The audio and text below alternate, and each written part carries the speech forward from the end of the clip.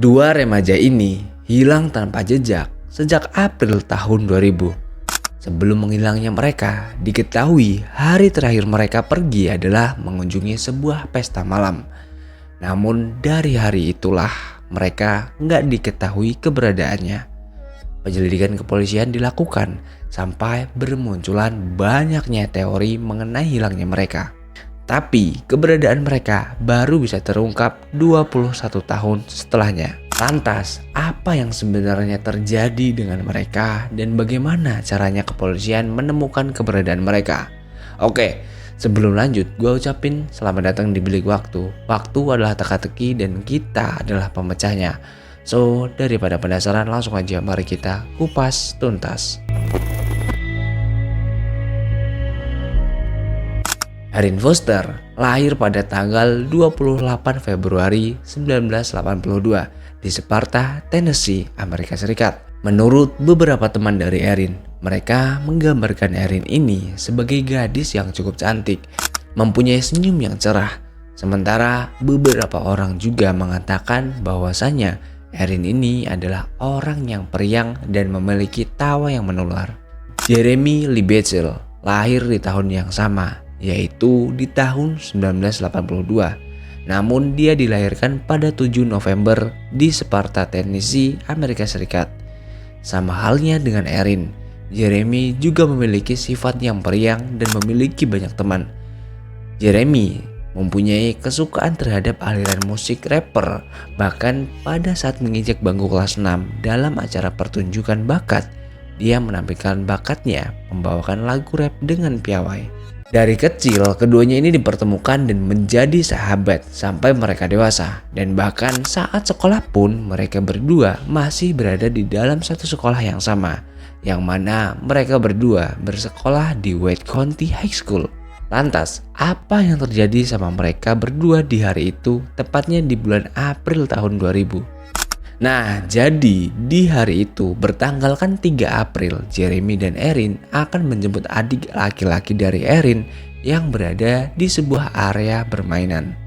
Mengendarai mobil Pontiac tahun 1988 milik Jeremy. Setelah jemput adik Erin dan nganterin pulang ke rumahnya, kedua remaja ini kembali berpamitan kepada orang tua Erin bahwasannya mereka berdua akan pergi ke salah satu rumah teman mereka untuk menghadiri sebuah acara pesta.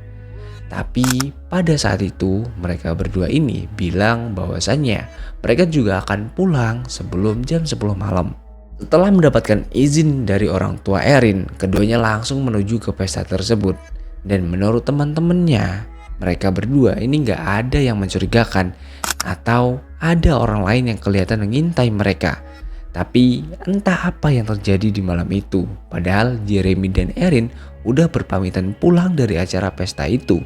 Tapi gak tahu apa yang terjadi sama mereka. Sampai pagi harinya keduanya belum juga sampai di dalam rumah. Mendapati Erin belum sampai di rumah. Di hari itu ibu Erin kemudian bilang ke suaminya. Karena pada saat itu juga suami dari ibu Erin ini sedang ada di luar negeri. Dia ngejelasin bahwasanya Erin belum pulang dari semalam yang katanya pergi ke pesta. Di hari itu, kedua orang tua Erin masih berpikiran positif, Pak. Karena sebelumnya Erin ini ada terlibat cekcok sama orang tuanya. Dan dia bilang bahwasanya dia juga butuh waktu buat sendiri. Oleh karena itu, orang tuanya di awal ngira bahwasanya Erin pergi ke suatu tempat untuk nenangin dirinya terlebih dahulu. Dan di awalnya mereka berdua juga yakin bahwasanya putrinya bentar lagi juga akan pulang. Tapi semakin lama perasaan mereka semakin gak enak. Yang pada akhirnya mereka memutuskan untuk melaporkan hilangnya anak mereka dan juga Jeremy ke kantor polisi. Setelah polisi menindaklanjuti laporan dari orang tua Erin, mereka mulai mencari dari berbagai tempat mereka telusuri. Namun hasilnya masih nihil. Nggak berhasil menemukan keberadaan dua remaja itu atau bahkan mobilnya. Di awal penyelidikan, kepolisian juga sempat terkecoh mengenai mobil yang dikendarai mereka di malam itu. Soalnya ada yang mengatakan bahwasanya mobil mereka adalah Pontiac tahun 1998.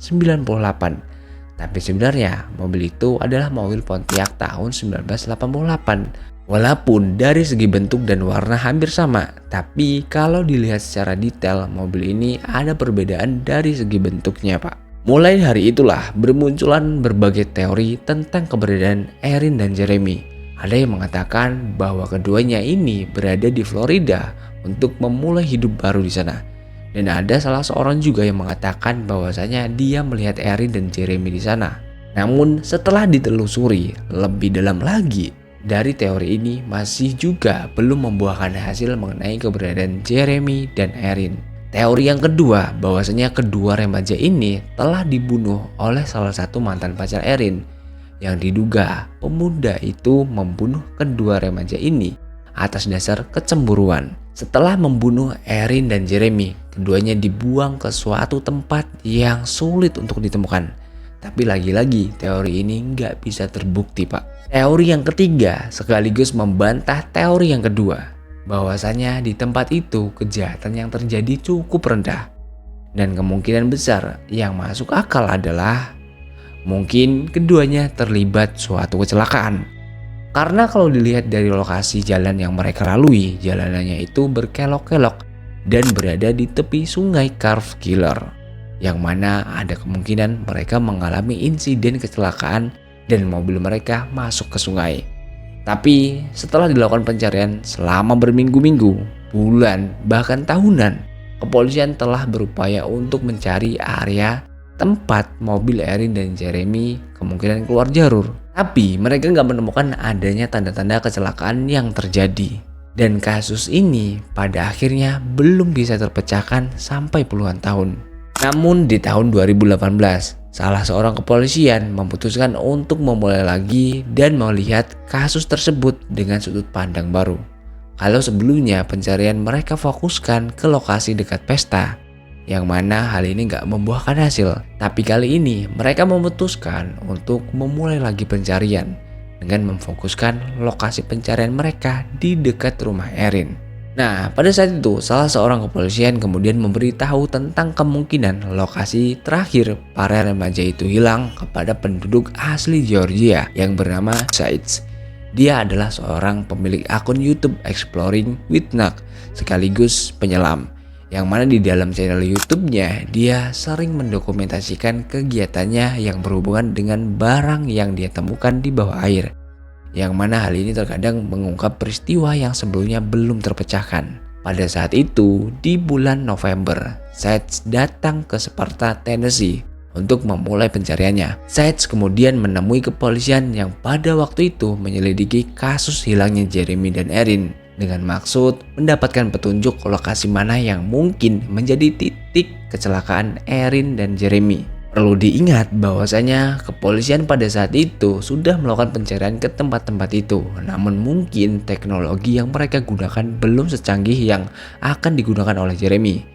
Jadi pada saat itu kepolisian di sana menyarankan 3 lokasi yang kemungkinan menjadi titik lokasi keberadaan mobil yang dikendarai Erin dan Jeremy. Pada akhirnya tanggal 1 Desember 2021, Sides menggunakan teknologi sonar untuk mengidentifikasi lokasi-lokasi yang menjadi kemungkinan tempat di mana Jeremy dan Erin hilang.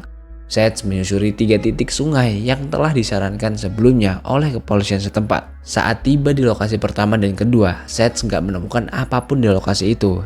Namun pada saat berada di lokasi ketiga, hal mengejutkan terjadi, Pak. Sonar milik Sides mendeteksi sebuah mobil di bawah air. But I mean, it's got a short trunk and it's got a long nose, 1,000% a car, and it's sitting. Walaupun itu hanya sebuah gambar sonar, tapi dari sini terlihat jelas bahwasanya itu adalah mobil. Bahkan di awal saat melihat ini, Sides ini hampir nggak percaya. Sampai dia muter 3 kali di lokasi itu dan hasilnya tetap sama. Yang pada akhirnya dia memutuskan keesokan harinya kembali ke tempat itu dan melakukan penyelaman. Keesokan harinya, Sides tiba di lokasi itu dan kemudian melakukan penyelaman. Dan benar aja, Pak, setelah melakukan penyelaman kurang lebih 4 meter, Sides menemukan mobil yang dalam keadaan sudah berlumut parah. Pada saat itu, dia langsung bisa mendeteksi mobil itu bahwasanya itu adalah mobil jenis Pontiac tahun 1988. Dan kemudian setelah melihat plat nomornya, Seth bisa memastikan bahwasanya itu adalah plat nomor mobil yang dikendarai Erin dan Jeremy. Seth kemudian mengambil plat nomor itu dan memberikan bukti ini kepada kepolisian setempat. Setelah dikonfirmasi, benar itu adalah mobil milik Jeremy dan Erin pada saat mereka hilang. Evakuasi pun dilakukan dan benar aja diketahui di dalam mobil itu terdapat sisa-sisa kerangka tubuh dari Erin dan Jeremy.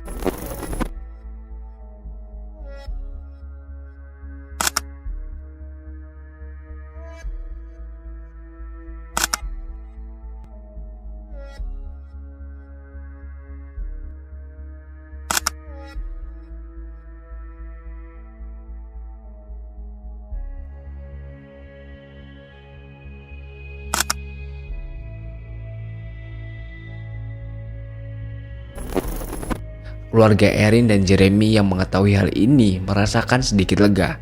Tapi harapan mereka yang mengira Erin dan Jeremy masih hidup pupus setelah mengetahui kebenarannya.